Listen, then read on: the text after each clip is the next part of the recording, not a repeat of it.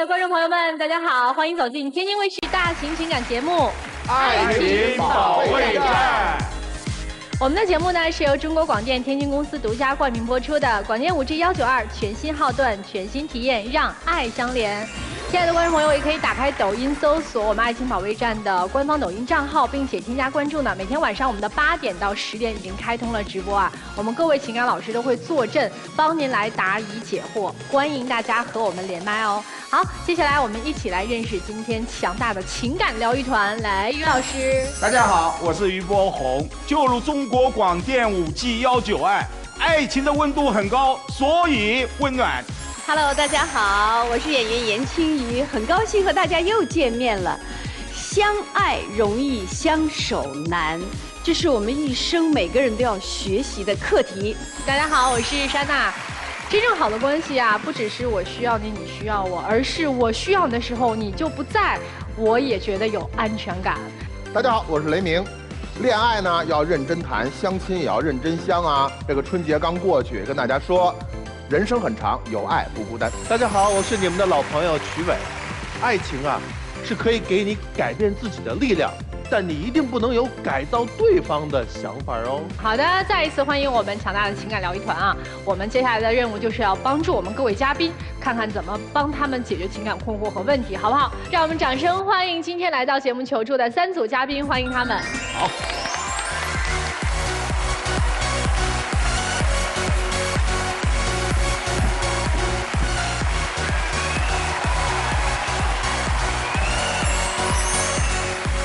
本期第一对情感嘉宾梁先生，35岁，来自江西销售；张女士，22岁，来自广东销售。他们遇到了怎样的情感问题呢？你觉得你们之间最大的问题是什么？是他父亲到现在没有见过我家里面的人一面。就是他现在的脾气比较大，然后呢也相对比较双标，还有一点就是他比较悲观。今天的诉求是什么？就希望他家里人对我重视一点，然后他也能对我大方一点。就是希望他脾气好一点，我们沟通会好一点，然后就是开朗一点，不要那么悲观。你俩是刚刚结婚吗？结婚1年多了嘛，然后小孩也快1岁了。到现在我公公没有见过我家里任何人，对我们这个婚事一点都不支持。后面说要办婚礼的时候就不说话了。那办婚礼不应该是高兴的事儿吗？就因为老婆她父亲走得比较早，她是家里面的老大，然后下面有2个妹妹。她爸走的时候交代过，她说希望就是说给他们张家留一点香火。然后刚刚怀孕的时候，她就跟我商量能不能那个小孩跟她姓。我就觉得反正是自己的小孩嘛，跟他姓也没所谓，就同意了嘛。回家过年的时候，只是跟我老爸就轻必重的提了一嘴吧，可能我爸妈他们也没怎么听到。等到小孩出生了上户口的时候，他们才知道这个小孩说是跟他姓，我老爸就发飙了。你们是顺口提了一嘴，对，这个是对老人的不尊重。这样的事情是很严肃的，很严谨，而且是要家里坐下来，好好的和老人说，放在桌面上说的，对。由于我们想这么做，对，你们怎么看？同不同意？老人即便不同意，当然最后拍板是你们自己拍。现在搞的婚礼也办不了，办了你父亲也不会来。我们是先办2场，你们老家可以先不用要求我老爸过来嘛，对不对？我老妈或者家里面派人过来一样的，那你不觉得我亲戚朋友会笑话死？到现在都还没有见过一面。那你爸爸现在对孩子他是什么态度？他喜不喜欢这个孩子？小孩都在我们身边嘛，但是带回去他也很喜欢，也抱也干嘛的。公公对你的态度怎么样？就不冷不淡，也会见面的，对吧？就只有偶尔回去的时候才见得到。不行，你们再生一个呗，对，信回来。我之前我就跟他家里人也说了，但是他爸爸还是过不去。老人嘛也能理解，能理解这儿。男方一直在小票里面说你老婆脾气特别大，是吗？他就是不管什么事情，他只要看到不开心、不顺心，一瞬间就可以爆发的。我也不是天天都脾气大呀，女人嘛，1个月总会有那么几天不舒服，情绪比较大。明白了。是因为这个原因。也不完全这样子说吧，就比如说我在厨房，他在洗手间，然后滑了一下，他喊了我名字，我没注意，然后他就要跑过来厨房来找我说你有什么用？我在厕所摔倒了，要摔死了你都不管。那我不是给吓到了吗？还有就是那个泡脚机嘛，活塞没有塞住，他直接把那个开水倒进去以后，然后就流一地，然后也跑过来骂我说我不把那个塞起来。那他是不是觉得你平时如果有这个问题要把它解决，你老不修，老不弄，完了你就这个问题堆积到那儿？不是，只要一点点小事情，他就是往我身上推的。他在厨房炸那个鸡翅，然后那个油溅到他身上了，他也来骂我说你这个死良民妇又不给我系围巾。哎，小兄弟，这个我非常有同感。严老师，你们女生有时候情绪不好的时候，就是要无事生有，要去找一个发泄点的。我老婆也这样。我告诉你，打是亲，骂是爱。他真的要不跟你闹了，反而麻烦了。您刚才在讲的时候，您妻子一脸的那个笑。你刚才还说，你说他特悲观，这又是咋的了？他就是平常走在路上，看到一棵树，他都会说，哎呀，这个树等一下断了，把我砸了。或者是开一个电动车在外面走到路上，他就说，哎呀，这个桥等一下断了，也把我压了。或者走在桥上，他就说，哎呀，这个桥等一下断了，我掉水里去了。自己身体上有一些小毛病啊，这里痛那里痛，他就会觉得，哎，这里得了什么癌，那里得了什么癌，然后就哎哭哭啼啼的，闷闷不乐的要去医院检查。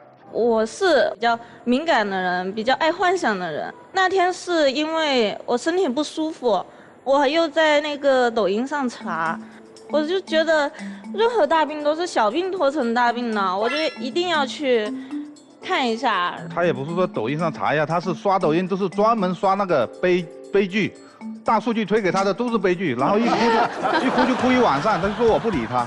哎，姑娘，你觉不觉得自己生完孩子之后，可能比以前更悲观了？会，有这个因素在，对吧？因为我生孩子坐月子那一会儿都就是有点产后抑郁症那样。哦，难怪。你看你今天一上场啊，他还没说两句话你就开始哭，就一直在哭。是什么点触动到你，一上来就开始流泪了呢？就我觉得委屈嘛，孩子都已经生了那么久了，一个仪式感都没有，天天打游戏。为了打游戏能不吃饭不睡觉，我说他又说我脾气大。怎么说？我打游戏也能是属于搬砖类型的嘛，一个月也能搬几千块钱，大几千回来。算是在挣钱，但是我就感觉不怎么照顾孩子。你俩主要谁在带孩子？主要是我在带小孩嘛。那你在干嘛呢？我上班工作。你没工作吗？我之前跟他也是同事嘛，其实我的收入也是不低的，刚开始。但是只是说，因为投资失败了嘛，然后他现在是家里面压力稍微给到他这边了，所以我就在带小孩。这不挺好的吗？在家带孩子，对吧？一个人工作，一个人带孩子。因为他妹妹也住我们家嘛，6、7点钟读书要把他妹妹叫醒，叫醒了以后我还又再睡一下，小孩又会醒了，然后我又要陪小孩一天，对吧？然后你就玩游戏了。我是用多余的时间玩游戏，不是说我一直在沉迷于游戏之间。你每天花在游戏上的时间是多少吗？2到3个小时吧。不是这样的。那是什么呀？如果是我哪一天休息，或者是我妹妹有时间带孩子，她能玩一整天，一下午坐在那里，又看孩子又做饭。对，我不知道那个整天打游戏这个概念是什么。你打游戏的时间在几点？她把睡觉的时间挤出来打游戏。然后天天就跟我说没睡好，没睡好是因为他睡觉的时候我们不能吵他，不能影响他，而我睡觉的时候呢，不管我睡了多久，睡半个小时也好，1个小时也好，他刷个抖音笑了也把我搞醒一起笑，哭了也把我搞醒一起哭，刚睡着也要叫我起来打杯水。那我只能跟你分享了呀，我只能。那他在睡觉呀。对呀。那我是觉得他一天大把时间睡觉，他白天不得在家带孩子吗？对，那周末他在玩游戏的时候兼挣钱的时候，那你也可以帮忙妹妹带孩子呀。我休息的时候我也会帮忙带，但你就看不得他在那玩是吧？对，特别是4、5个手机摆在那里一起玩。翻过来讲，他是在挣钱啊，他不是在玩游戏，他是靠这个不是来补贴一点家用，但是我是觉得没这个必要。那是你觉得没这个必要，在他的眼里，在他的心里，他可能觉得自己1分钱不挣，在家里面靠着你，把压力全给到你，你没有想过他的处境和他的想法、他的感受啊。我是想让他给我提供情绪价值，我不想他去挣钱。男生，您现在1个月就靠这个游戏，能为家里赚多少钱？3、4千块吧。女生收入多少啊？ 1个月3、4万。3、4万哦，3、4万，所以她看不上那个老公挣这点钱哦。就是你看，女生刚才说她自己睡觉别人不能打扰，但是别人睡觉她完全不在意。就是在你睡得非常熟的过程当中，我看到一个好笑的，一个难受的，我不管是什么时间，我都要把你拽起来陪我一起。情绪价值啊。对呀，不是说了吗？我就要你给我情绪价值，对啊。所以这个就是双标嘛。双标，而且可怕的是，在一个家庭当中，我们说平等，不管你赚多少，我赚多少，我们也是平等的。我都嫁给你1年了，孩子都快1岁了，到今天连个婚礼都没有，到今天你爸爸都不见我们家人，我现在看什么不顺眼都是可理解的。这个确实2回事，一个在情绪上就是一回事。他在这一个家庭的情绪当中是一种优越感，因为我赚得多，我在家里我就可以昂起头。你老婆会拿你跟别人去比较吗？会，之前的追求者啊来对比，送给她的包包都是几万啊，送衣服啊、鞋子啊什么都是几万起步的，就会说，哎，说我小气嘛，说我经常这个也不给她买，那个也不给她买，但是我就觉得我们过日子的，对不对？我没有说让你给我买那些奢侈品，我从来没有说。但是你把那些奢侈品天天摆在我脸上，我也没让你看啊，我就摆在那里收藏起来而已啊。我也没有你会说，哎，这个包包是谁的？那个包包是谁的？我也没有背呀。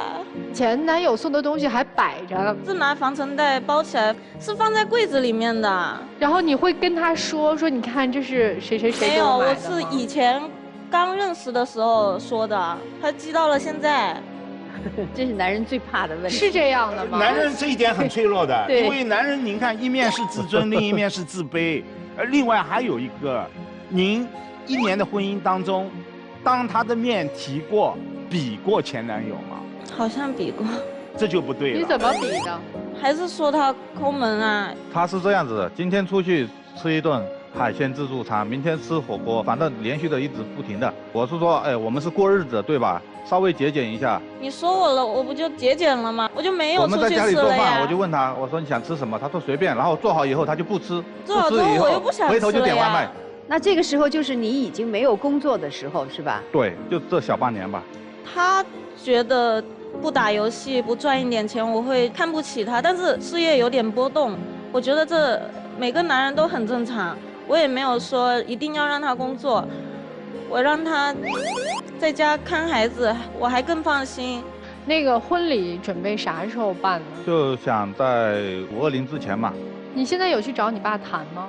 你跟他谈这个东西，打电话他就会给你挂掉，然后我回家的话他都躲着我，他都躲着我的。这个我有经验。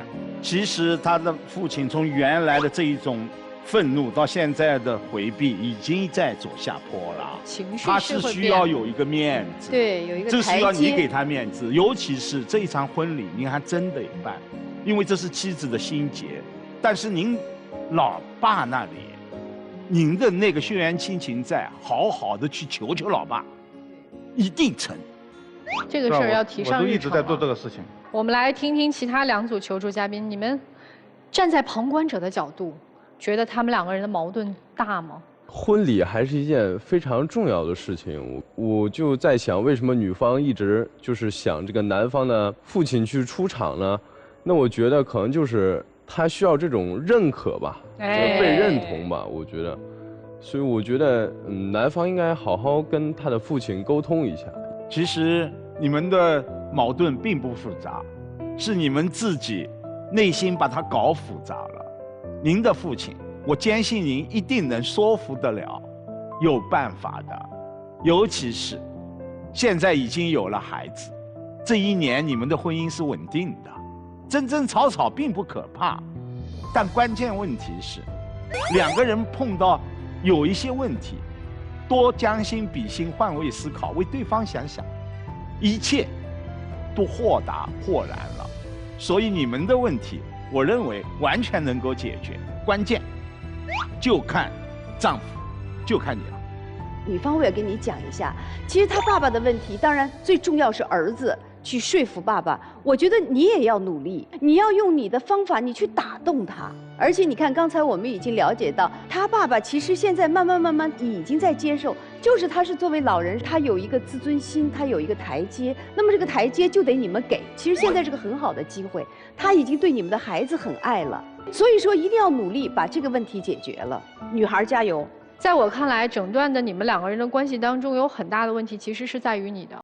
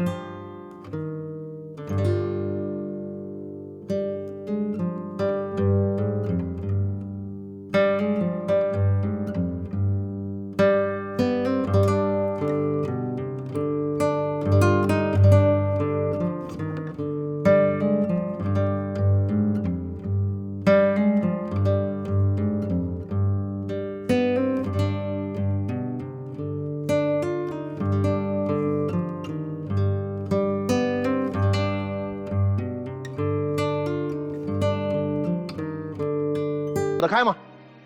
躲不开。她嫁给你了，到今天，在一个宗族观念很强的广东，到今天连个婚礼都没挣着。她在家，她在全家族面前，你觉得她臊不臊得慌？你面对的是你爸一个人的压力，她面对的是那一大帮人的压力。今年回去好好沟通嘛。就不来，怎么办？不来也要办啊。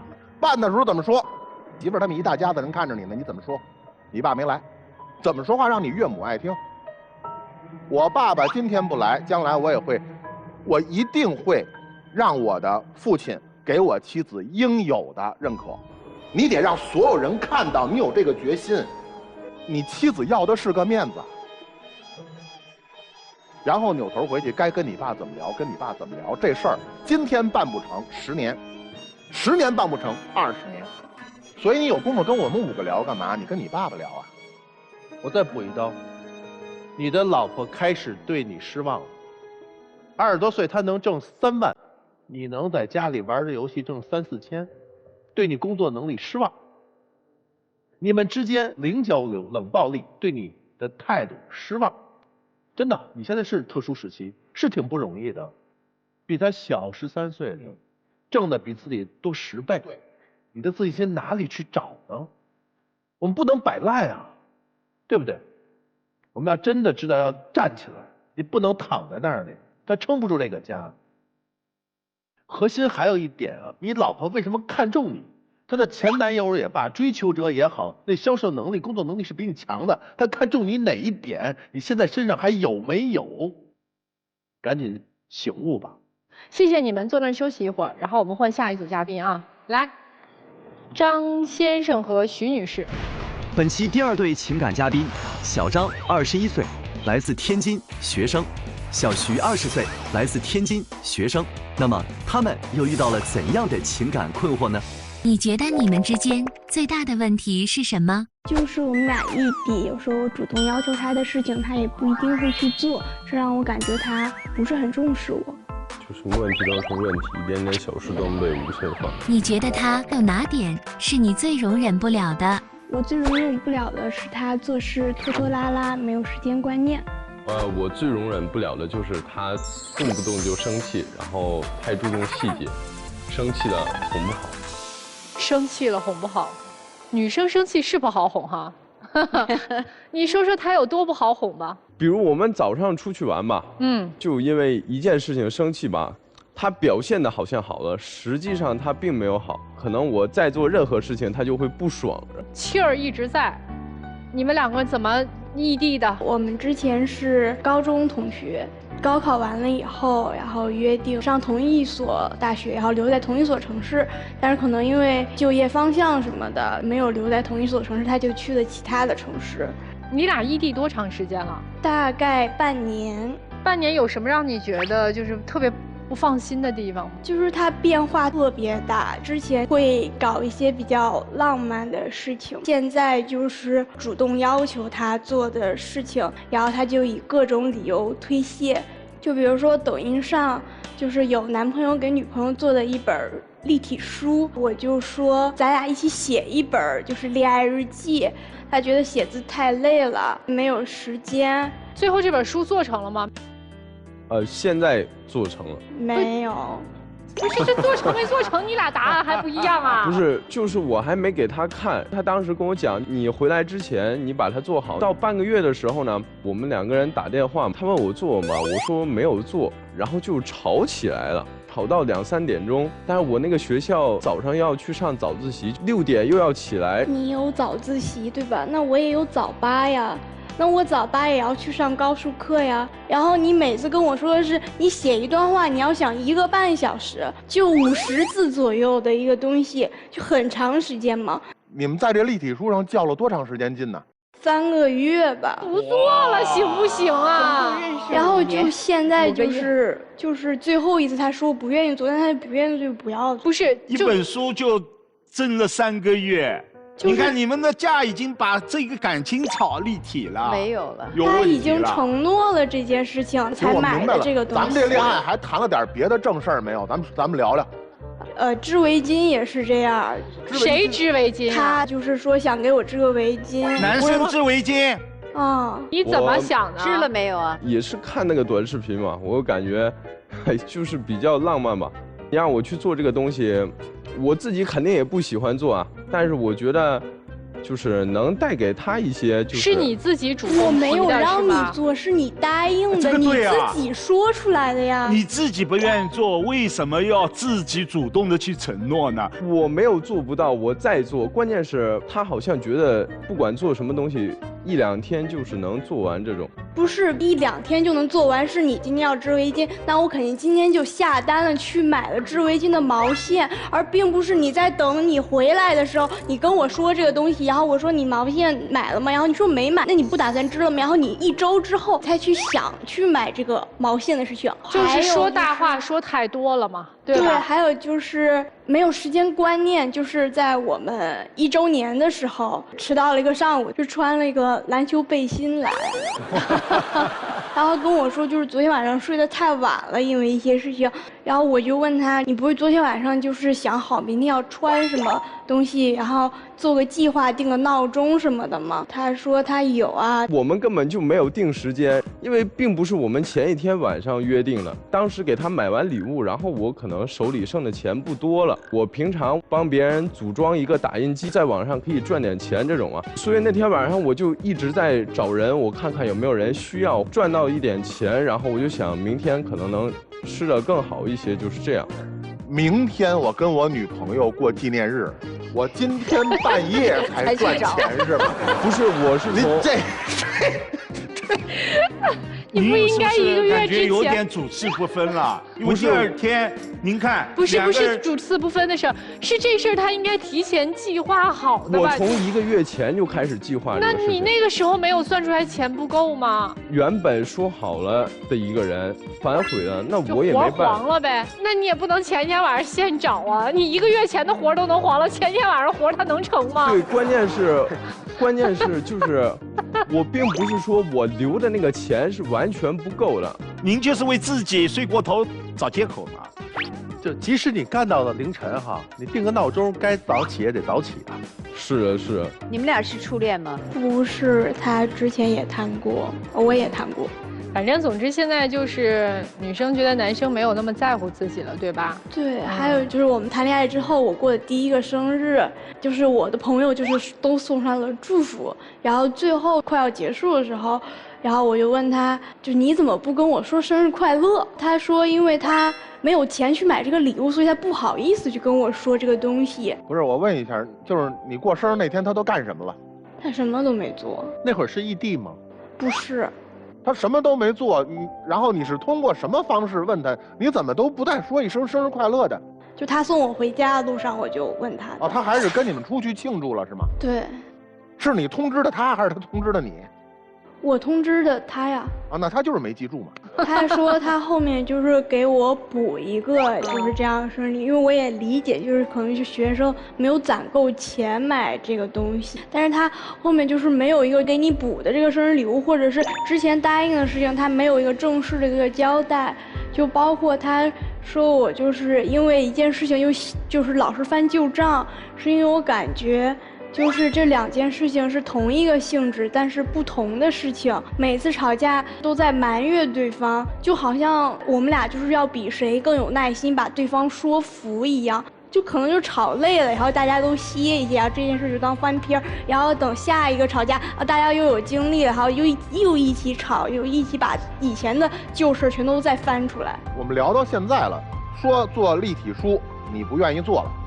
你主动说给我织个围脖，你不织了，咱俩过纪念日，然后一直到下午您才起床，您头天晚上才赚钱去。我过第1个生日，我这生日 party 都结束了，您连句生日快乐都没说，是吧？姑娘，你告诉我一事儿，就是你凭什么说他爱你？你用什么细节说服的自己？你认为他爱你？他之前就是会给我提供一些情绪价值，然后他知道我身体不是很好，就在吵架的时候会让着我，但是异地了以后就不会这个样，就完全就像变了一个人一样。就是他爱你的证据就是吵架让着你，有没有可能这个给别人提供情绪价值去了？我确实有怀疑过，因为他有一次在电影院，然后他睡着了，然后说了梦话我没有听清，我就让他再说一遍，然后他说的是李楼见面，然后。哈尔滨，我把你的沐浴露用完，你去再买一瓶。然后我就因为这个事情跟他吵架了，然后我就判定他出轨或者怎么样的，他就觉得我判定的方式太草率。有的时候女生的直觉是天生的，因为这件事情，然后再结合的很多事情，就比如说隐瞒啊，就这种。陪你看电影居然睡着了。梦里的好像说的是跟另外一个女生说的话，他说不说梦话这事儿都不重要。姑娘，你告诉我，在什么情况下我陪一人看电影我能睡着了？第一，电影没劲；第二，这人没劲。是这样，我前一天从异地回来，是周6日我去陪他，在我回去的前一天，我们还在吵架，又是吵到了3点，然后早晨我坐上6点最快一班的火车，你想我就睡3个小时，然后我又站了一路，所以我就睡着了。如果说我这个年龄说，我想几位老师还能信，一个21岁的男生说，我这就是一路坐了火车，我下车我疲惫不堪，我已经要睡着了，鬼信啊！您说的这个话连鬼都不信啊！不是，关键是我们已经吵了连续，我们那前几天每天都在吵架，所以这就是为什么我要回去的原因，就是因为见面我觉得能解决吵架的问题。那我们每天连续吵到那么晚，不是说只有1天啊！你如果说只有1天的话，那我想也不会有这种事情发生了。他的借口太多了。你给我一个证据，能说服我你是爱他的。对，不管我们2个人吵架谁错谁对吧，我会主动去向他道歉。就是我觉得包容比较多吧。就是你们今年一个20岁，一个21岁，你们谈恋爱谈了1年，然后现在你们告诉我。我们之间是包容比较多，就是咱这辈子要就跟对方过了，咱这辈子是有多辛苦啊！您现在还能包容他吗？还能主动道歉吗？有吗？没有，他跟我吵架都是在大吼。然后就是他跟我道歉的时候，是因为他说对不起，因为你做出来了什么什么举动，所以我做出了这样的举动。然后或者是他说一个例子，然后就说你难道没有做出这样的事情吗？然后我想不起来就是之前的这个事情，然后他就会说我错了，行了吧？然后我就会更加生气，就非常生气，觉得是因为异地的关系出现了这么大的问题，以前在一起可能还没这么大变化，现在因为异地了，你感觉变化很大，对吧？就是我们俩在见面的时候，他就会说出他和他舍友之间的一些梗啊什么的，然后我就不明白这些梗，他就在那儿哈哈哈呀，我也不理解他哈哈点，然后我就不是很喜欢，就是我做一件看来很正常的一件事情，然后他就会说我莫名其妙。他说他自己的事情，他会把自己淡化，一带而过这种，然后描述我怎么样。他感受不到自己的情绪有特别大的波动，在他看来，他说的话好像都是很平和的语气，但是到我这边，我整个人我就有点莫名其妙。你觉得你们俩合适吗？合适啊，都不理解对方的搞笑的点在哪儿，还合适什么呀？合适？你们俩聊天都聊不到一起去啊，都哎呦。哪合适啊？那咱们先问问其他2组那个来求助的嘉宾，你们怎么看？男方他这边就是承诺的东西是一定要做到的，只要你承诺了，女生就一定会很在意这个事。你觉得他俩的事儿大吗？小情侣拌拌嘴，应该就是说互相磨合一下，多容忍对方吧。本来呢，异地恋就是能走到一起啊，是非常不容易的。男方的话，我觉得就是以后在答应女方的情况下呢，应该要快速的做到，这样呢就可以让女方的话就是觉得会在乎他、重视他。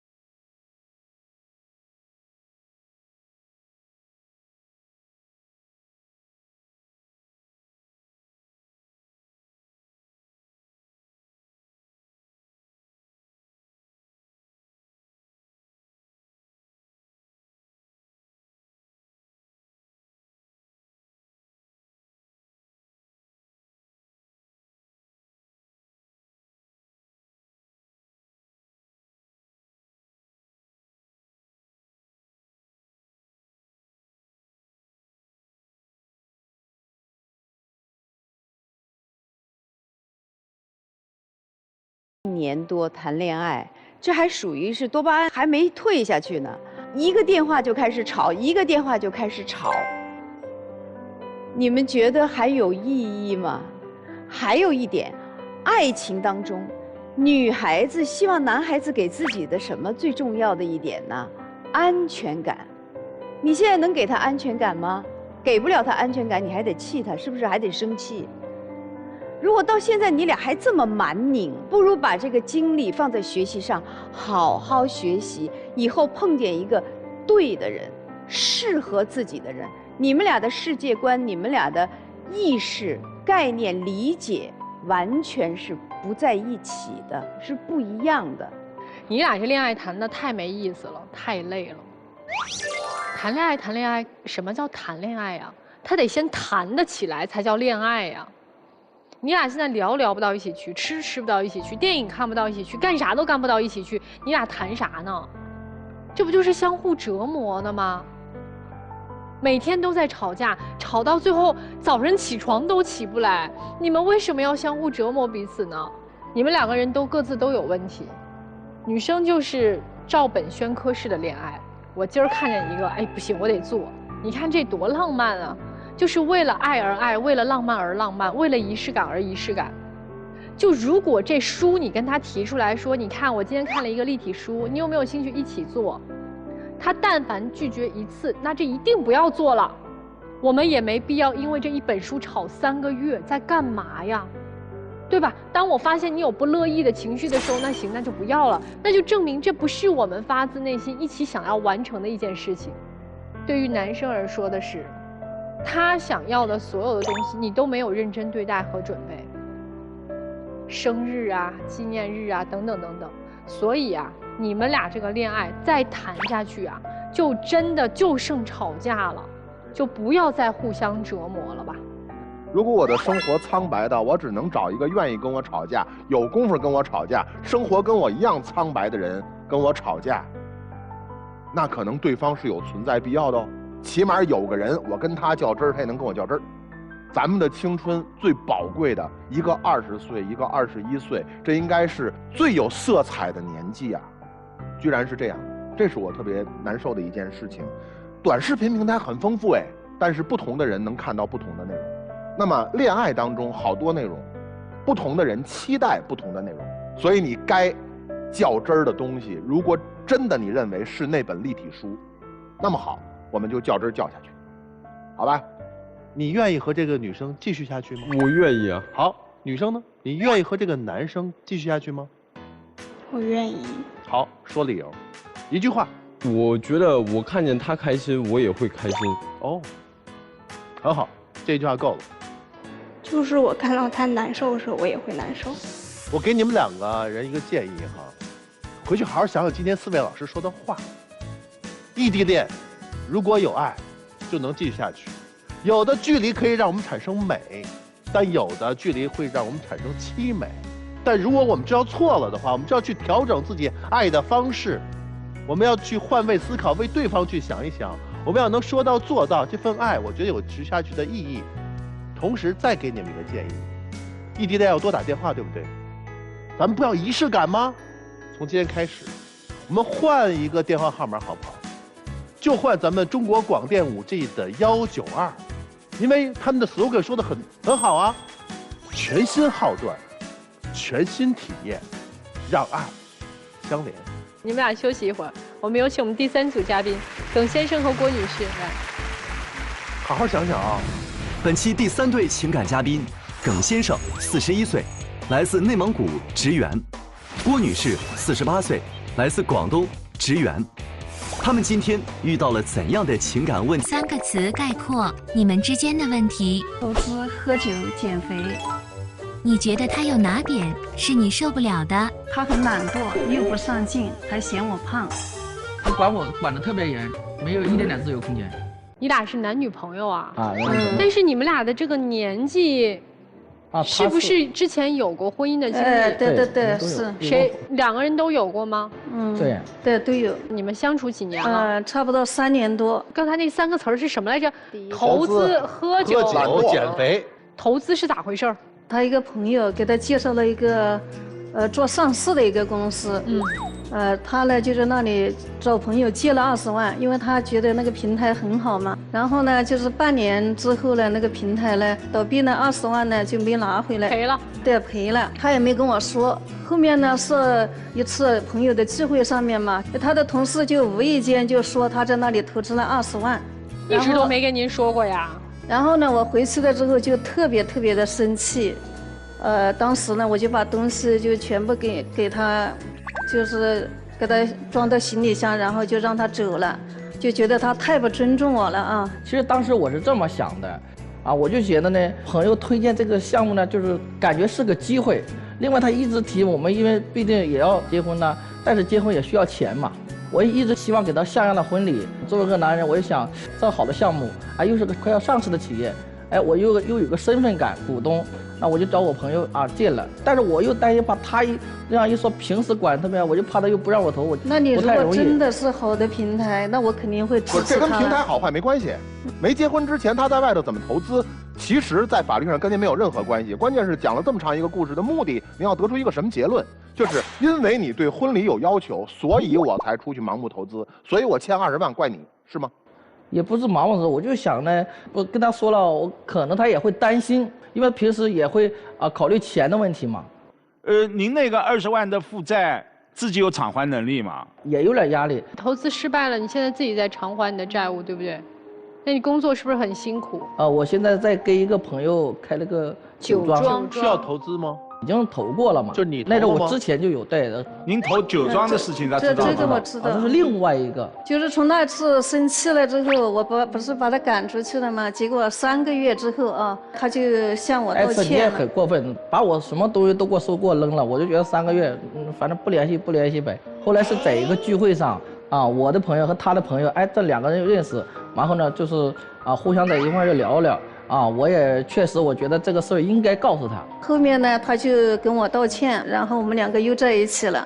他平常呢，在生活中呢，还是比较懒惰的。每天下班回家因为我们都是6点钟嘛，后来我就一回家，我每天都要做家务嘛。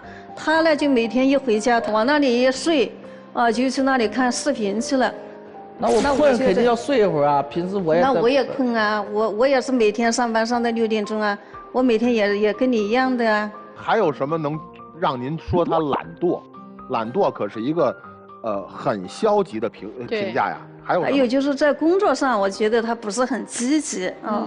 那我们第1年的时候呢，他不是做生意赔掉了嘛，刚好要回老家过年了嘛，因为还只剩下1个月。我说这样子吧，我说我们呢回家过年没钱啊，我们呢就去先打1个月的工，啊，然后有一点钱，然后呢回去看看父母，跟父母一起过年。他就始终都不愿意，他说我是不会打工的。他说打工的话降低了我的能量，他说我宁愿不回家都行。他说我就不打工。那我本身就是个老板，我没有打过工。我问一下，就是你们马上过年回家了，还有1个月，我要过年回家，回谁家？回谁家见谁家人需要先打1个月工去攒钱？就是回我家呀。回你家，然后你要先打1个月工，去攒钱。对。那他是你男朋友，为什么他也得打1个月工？回我家看我父母，为什么我男朋友也得打1个月工？那他父母的话，我觉得也要给一点钱呢，因为过年嘛。您看他自己认为是个老板，一个老板连过年回家去看看对方老人，去买点礼物的钱都没有，这个老板是不是应该睡地板啊？就确实这个那年投资也特别大，就是那年特别紧张。打工呢，我内心当中是不愿意，因为一直都没有打过工，怕身边朋友说我是吧，觉得面子上又过不去。我只是说的叫你1个月去打1个月的工，就是把过年1个月也解决不了什么问题啊。我也没说叫你1辈子去打工啊。他除了就是回家不做家务，还有什么其他的让你觉得接受不了的？他晚上就是特别喜欢熬夜，一般呢就是玩手机看书，看到2、3点钟，翻来覆去的嘛，还把我吵醒。吵醒了之后呢，我第2天去工作了，我就没有精神，所以这一点上也是非常烦他的一点啊。也跟他说过，不是经常的吧，说过很多遍啊，但是他就是改不了这一点。刚才说了这个懒惰的事儿了，那咱们接下来说喝酒的事儿。有一次呢，差不多到晚上10点钟了，我看他还没回来，那我就从10点钟就开始给他打电话，一打到晚上3点钟，他都没接。那我后面又找到他朋友那里，他朋友都说没在，第2天早上他才回来嘛。回来了之后，我一看就知道他喝酒了，因为很大的酒味。平时在外面是不过夜的，就那天就常常就碰到我的一些好哥们儿，这样呢，大家在一块儿好久又不见了，就喝得比较尽兴。1周他几天在外面喝酒？1周至少有3、4天呢。3、4天。反正我觉得他酒量还是挺大的啊。最后一个说减肥的事儿，这减肥又咋回事啊？谁减肥啊？你俩？他说我总是嫌我肥嘛，就是叫我多减肥，因为我也减过2次，老是反弹嘛，我就没有再坚持了。因为我那个有胃病啊，所以减肥呢就是要节食嘛。你觉得您自己胖吗？有一点点。腰还是有点肥的，他有时候工作啊干嘛呀会晕。我身边有些做中医的给他看过，他说跟他这个肥胖啊还是有点关的。您觉得您肥胖吗？我觉得我也有点胖。您减了吗？其实也很想减，但是就是您自己都不减，为什么要求他减呢？尤其一个女性人到中年的时候，她这样的一个体态，我们眼里是比较富态而已。所以您觉得他说让您减肥这件事情是伤害到您的自尊心了吗？有一点点，会觉得他是在嫌弃您，对吗？对。您2位现在对于未来结婚的时间有没有什么规划？比如说要相处多长时间，你们就打算要走在一起了？可能应该是明年后年吧。因为去年的时候我们定了时间，因为就取消了嘛。因为特殊原因，去年想结婚，后来取消了，对吗？那为什么不是今年结婚？一个是因为钱的问题嘛，那为什么不是今年结婚，要到明年或者后年？结婚的话，其实拿结婚证其实都随时可以啊。那为什么现在还没有领？但是呢，因为今年呢也没回他老家嘛，因为他还要回老家才能办得了，所以他老家比较远，我们平常工作了也比较忙，所以说就没去。也就是说，你们现在随时打算去是吗？对的，随时就是说，除了距离，有客观原因还没有结婚吗？就是经济方面的问题嘛，因为那一年他不是做生意都赔掉了嘛。经济方面的原因，因为他突然之间负债了，还有别的原因吗？他也希望去我家也看看。他还没有去过你家是吗？对，一次没有去过。一次没有去过，然后因为那20万的突发的对外负债，当时是谁提出先别结了？是谁提的？是我提的。是您提的。那么您确定他在明年或者后年能把那20万还上吗？那还是有可能，有可能和确定有区别。那应该是可以的。那还上才接，对吗？我再问一个问题啊，就是还债的话，女士帮他还吗？我有钱也会帮他还一下。这是你愿意的，还是他提出的要求？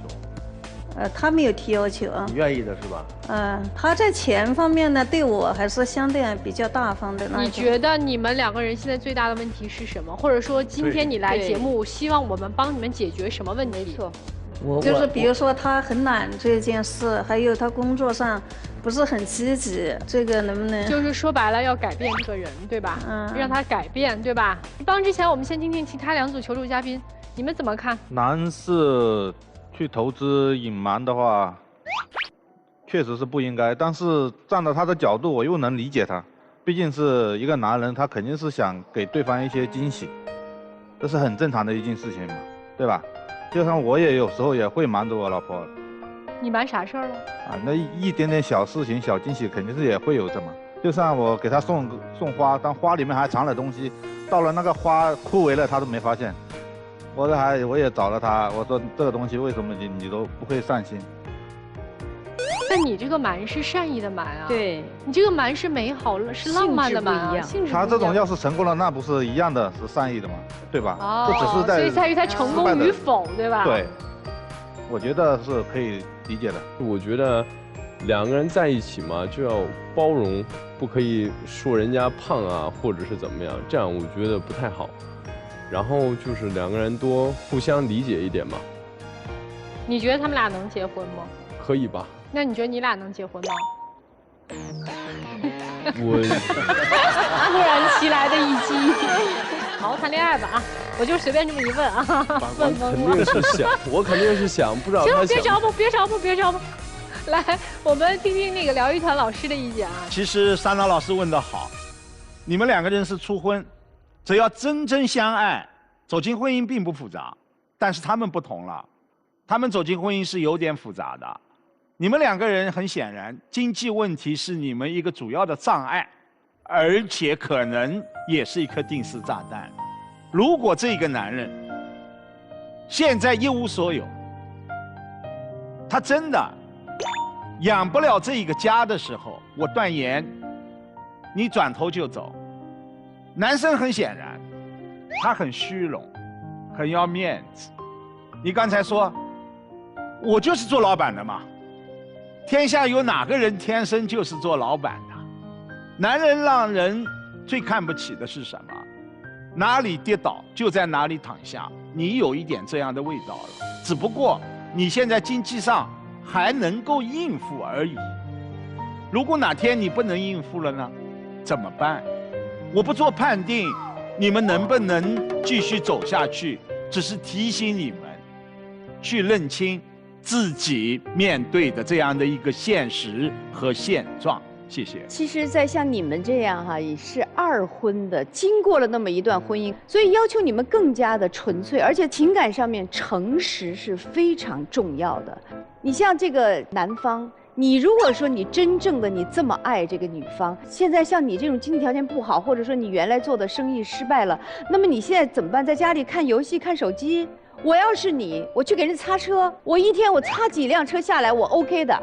还有一个女方，我要告诉你，像你们这个年龄段的，40岁了是2婚的时候，你想去改变一个人，那是很愚蠢的想法。所以我觉得你俩如果互相不做好这个调整的话，基本没戏。我问一个问题，女士，他那个投资的事儿，如果当初征求了你的意见，你是否会同意？那个可能不会同意。你知道你们2个人有一个最大的问题，你们2个人的人生价值观和目标是不同的，你们追求的对于未来的生活的状态是不同的。女士是要脚踏实地，男生是我不可能脚踏实地的。而现在女士在做的努力就是我要改变你，把你变得脚踏实地，我要把你从天上拽下来。对不起，你拽不下来他。他一直就是一个在天上飞的人。你看他的态度，你看他的姿态，你看他的说话的状态，就是我不是一个普通人，我不可能做打工人做的事儿。我就算再穷，我也要当老板，因为我本身就是个老板。什么老板呀？他就是一个负债的人。一个老板连20万都还不起吗？所以他是一个虚荣的人，他压根儿不知道现在真实状况是什么。所以呢，女士，您要考虑清楚的是什么？您未来是否能为这样一位虚荣的人一直买单下去？因为这毕竟是第2次婚姻了。你有没有孩子？没有孩子，在上一段婚姻当中没有孩子，那你们2个人再次步入婚姻，您这个年纪了，是否还能要得了孩子？他是否对生育这方面有其他具体的要求？你必须要生孩子。如果您的身体条件不允许了，你们这桩婚姻怎么办？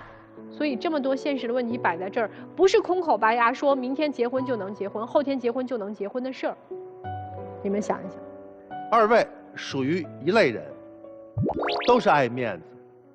摆在你们面前最大的问题就是现在面子没有了，你们还有没有感情？女士，您看上他的不就是老板吗？他现在就不是老板了，所以他喝酒懒惰了，让你减肥了，这都是问题。他一目了然，好高骛远，不能脚踏实地，没有做过员工，那你那钱从哪儿来的呀？你的第一桶金从哪儿来的呀？您呢？是在骨子里。你们之间感情并不深，曾经有3个月，因为债务的问题扫地出门，要不是那个场合，要不是他的朋友带给你们拉在一起，你呀，从此跟他两不相见了，因为他不是你心目中的老板了，你找不着依靠了，你是找一个靠山的。那个证儿有还没有，在您看来并不很重要。好，现在东山起不来，你回家你要面子的。俗话说有钱没钱都要回家过年的，但是没有钱你就不回去。你突然此时发现，他无法为你折腰，你们之间真的是没有感情，所以你更加吝啬自己的感情付出，所以他的所有的问题就都来了。我认为你们俩还是认清现实吧，你们之间没有感情的积累，只有相互的一个交易。当然了，我们有过情感经历，对吧？我们看问题可能更现实，无可厚非。但是如果说在感情当中，哪怕那么一点分担，那么一点责任，你们俩谁也不给谁妥协，这段感情没有继续下去的必要。那么接下来的时间呢，就留给我们3组嘉宾，你们各自回到我们的门后面，可以想一想，接下来你们如何选择，何去何从，好不好？好，那么感谢你们3组来到我们的舞台上。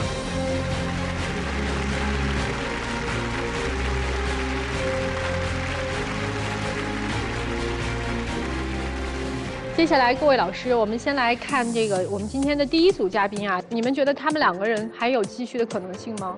那完全有可能，对，出来他们是有感情的，出来的可能性很大，因为他们的这个问题是在婚姻当中确实碰到了一个比较特殊的问题。对，但这个特殊问题其实我们给出了非常好的这一些建议的方式，我认为他们也接受了，尤其是丈夫，他肯定会把妻子拖出来的。我们一起来期待一下结果。在开门之前呢，我们要提醒一下电视机前的观众朋友们，欢迎大家通过金云 App、天津 IPTV 网络电视、万事达手机客户端观看我们本期节目。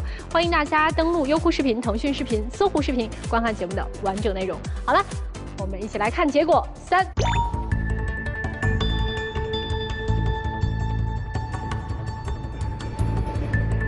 不在。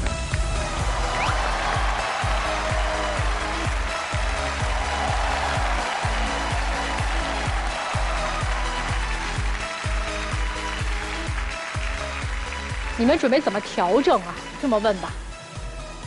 首先，我这边要态度坚决的回去跟我父亲，一定要把这个事情落实掉。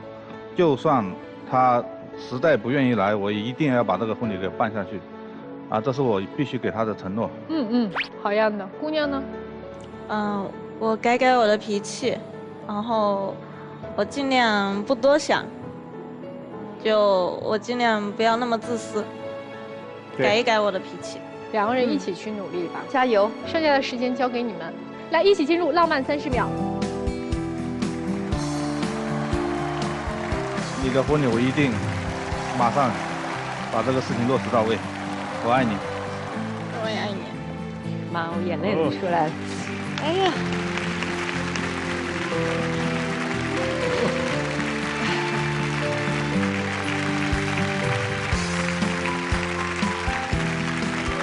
把我们严老师都给感动哭了，这是真的感情。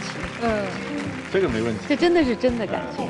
欢迎大家登录我们的抖音，搜索“爱情保卫战”的官方抖音账号，并且添加关注。每天晚上的8点到10点，我们已经开通直播了。我们的情感导师都会坐镇帮您答疑解惑，欢迎大家和我们连麦。还有呢，就是我们节目的唯一报名官方热线呢是022-2360-6301，有情感困惑的朋友呢可以打电话报名啊。记住，我们不收取任何的报名费，小心被骗。好，接下来我们一起来看第2组嘉宾的结果。3、2、1，请开门。肯定出来，出来是肯定出来，他们自己会出来。哎呦，没有来，哇，没出来，没有哎，哎呦，我是不兴奋，但是终于决定，就是别吵了。21岁、20岁最美的年纪，干点开心的事儿。真是，我认为今天成长了。对，我觉得这种的其实彼此不耽误时间也挺好的，挺好的。我觉得是最好的结局。当地的朋友，对不对？来吧，好的结局。我们一起来看我们的第3组的这个结果了啊！3、2、1，请开门。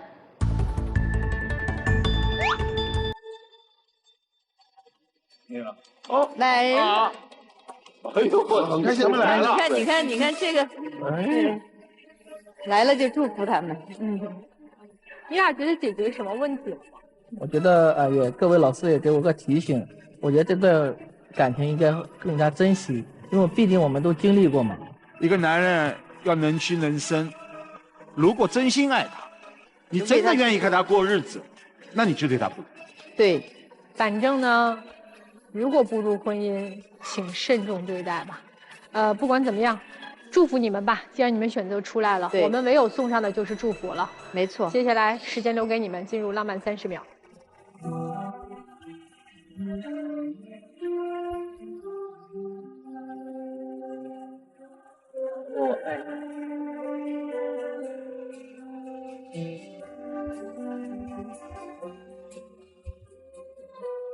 祝你们幸福，谢谢你们来到我们的节目，谢谢，再见。